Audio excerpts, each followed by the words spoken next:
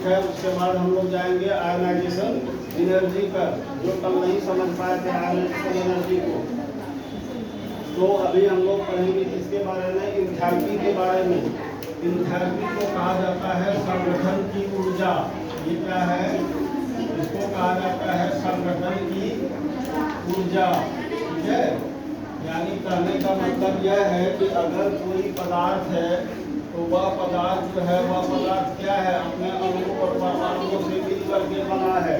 ठीक है, तो इसके मिलने के कारण, इसके बने रहने के लिए, इसके मिलने के लिए जितनी ऊर्जा की आवश्यकता होती है उस ऊर्जा को हम लोग क्या कहते हैं, संगठन की ऊर्जा कहते हैं।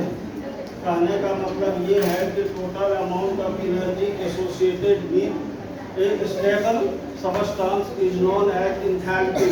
ठीक है, total amount of energy associated with a stable substance, किसी अस्थायी पदार्थ के निर्माण में जितनी ऊर्जा की आवश्यकता होती है या जितनी ऊर्जा मौजूद होती है उसको हम लोग क्या कहते हैं, उसको हम लोग कहते हैं एंथैल्पी। क्या कहते हैं, उसको एंथैल्पी कहते हैं, या फिर उसको कहते हैं संगठन की ऊर्जा, या फिर इसी को हम लोग कह सकते हैं निर्माण की ऊर्जा। इसको हम लोग क्या कह सकते हैं, इसको कह सकते हैं हम लोग ये क्या है, ये है निर्माण की ऊर्जा।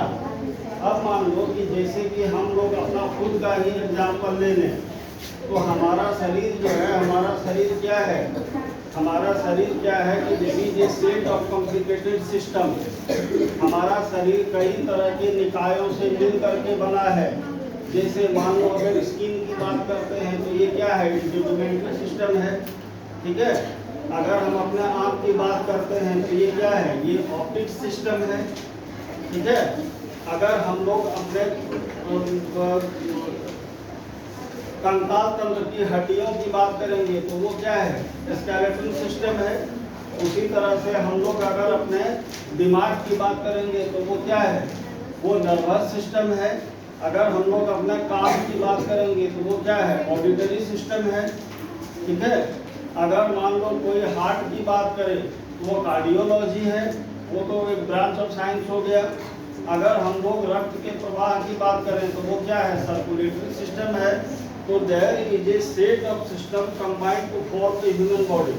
ठीक है, एक सिस्टम जो है, कई सिस्टम मिल करके एक शरीर का निर्माण करता है। उसी तरह से एक पदार्थ का जो निर्माण होता है उसमें उस पदार्थ के निर्माण में भाग लेने वाले अणुओं और परमाणुओं की ऊर्जा जो है, जितनी ऊर्जा सन्निहित होती है उस पदार्थ के निर्माण में, उस पदार्थ को बनाने के लिए उसको क्या कहा जाता है, उसको एंथैल्पी कहा जाता है, या संगठन की ऊर्जा कहा जाता है, या फिर उसको क्या कहेंगे, इसको हम लोग कहेंगे निर्माण की ऊर्जा। तो इसको हम लोग कहते हैं डिग्री ऑफ एसोसिएशन। इसको हम लोग क्या कहते हैं, डिग्री ऑफ एसोसिएशन।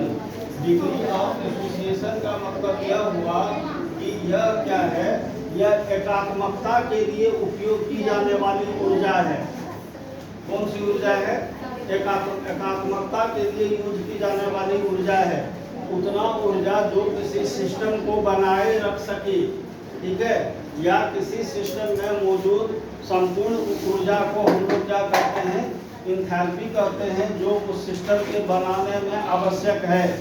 ठीक है, उसी तरह से अब दूसरा टर्म आता है, जिसको हम लोग कहते हैं क्या, एंट्रोपी। तो एंट्रोपी क्या है, एंट्रोपी है डिग्री ऑफ डिसोसिएशन। ये क्या है, ये है डिग्री ऑफ डिसोसिएशन। यानी कहने का मतलब यह है कि एंट्रोपी एक ऐसी ऊर्जा है जो किसी पदार्थ को, किसी सिस्टम को क्या करता है, अस्थायित्व की ओर ले जाता है। देखो ये जो एंथैल्पी है ये सिस्टम को क्या बनाता है, अस्थायी बनाता है। लेकिन एंट्रोपी जो है यह सिस्टम को क्या करता है, अस्थायी बनाता है। तो हम इसको कर सकते हैं डिग्री ऑफ डिसोसिएशन, या इसको बोल सकते हैं डिग्री ऑफ डिसऑर्डरनेस। इसको क्या बोल सकते हैं, डिग्री ऑफ डिसऑर्डरनेस, यानी या इसको बोल सकते हैं डिग्री ऑफ रैंडमनेस।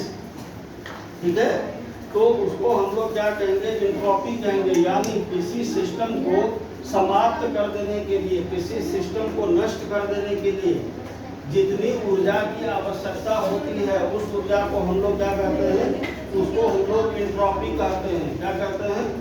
उसको हम लोग एंट्रोपी कहते हैं। या एंट्रोपी क्या है? The total amount of unused energy in A system is called an entropy. किसी निकाय में ऊर्जा की वह मात्रा जो कार्य के लिए संलग्न नहीं होती है, ठीक है, जो वर्क डन में भाग नहीं लेता है, कार्य करने में भाग नहीं लेता है, उसको हम लोग क्या कहते हैं, एंट्रोपी कहते हैं।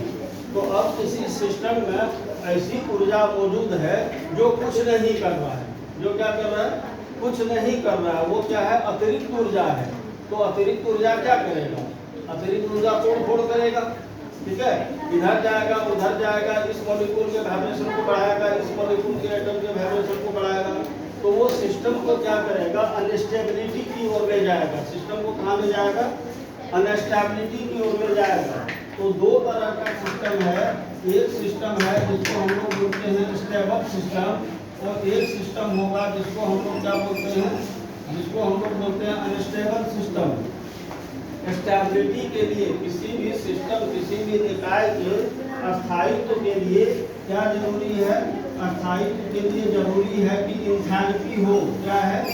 इंथैल्पी हो, यानी डिग्री ऑफ जो एसोसिएशन है, संगठन की ऊर्जा जो है, जब उसका मान ज़्यादा रहेगा, इंथैल्पी ज़्यादा रहेगा, तो वह सिस्टम क्या होगा? वह सिस्टम स्टेबल होगा। सिस्टम क्या होगा? स्टेबल होगा।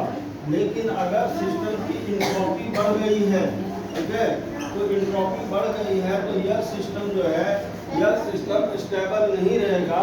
This system become unstable due to entropy. ये एंट्रोपी के कारण क्या होगा? अनस्टेबल हो जाएगा, ठीक है।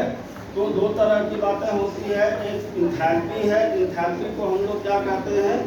डिग्री ऑफ एसोसिएशन और डिग्री ऑफ ऑर्डरनेस, ठीक है। क्या कहते हैं? डिग्री ऑफ ऑर्डरनेस, या संगठन की ऊर्जा कहते हैं, या फिर उसको निर्माण की ऊर्जा कहते हैं।